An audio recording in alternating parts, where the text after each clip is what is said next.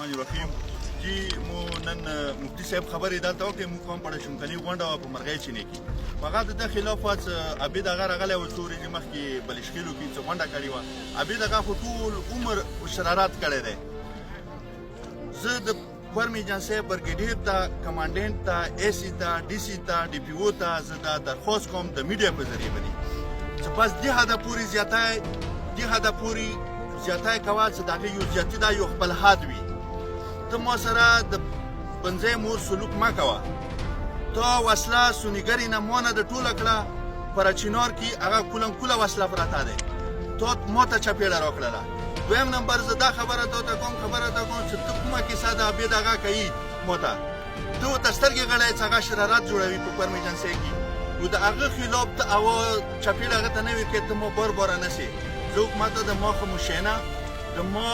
اخلاقونه د ما هغه نه غلطه پیدا ته مه اوچتوه د ما شرافت نه ځان بغاوت کوی شم څه شی تا سره بغاوت کوي که نه ځان بغاوت کوی شم خو زه ما ټول عمر د حکومت خلاف ساتلی دی د حکومت لاندې ما هغه کړی دی دا دویم نمبر هغه څه دغه خبره کوي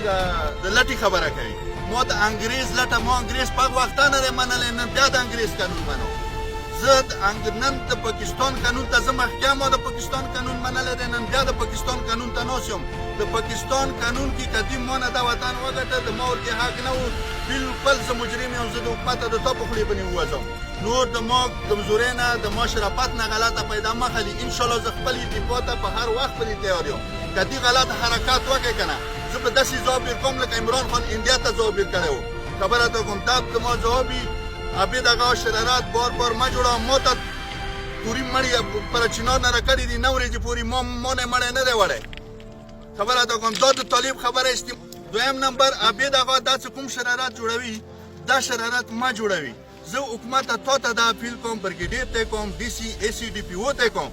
چې که دې چې ته غلط حرکات وکړې انشاءالله دفاع ځواب زه په هغه نه ورسته ورکوم هغه نه مخکې به د ما ځواب نه وي او د ما شرافت نه غلطه پیدا مه خلي زه د تاسې ته ټولو ته اپیل کوم انشاءالله د زلالات په اخري جنګ د شا مندا وي مندا به زلالات وي خبره ته کوم که دې غلط حرکات وکړې که نه دا به د زلالات جنګ وي دا به دغه نه وي شعر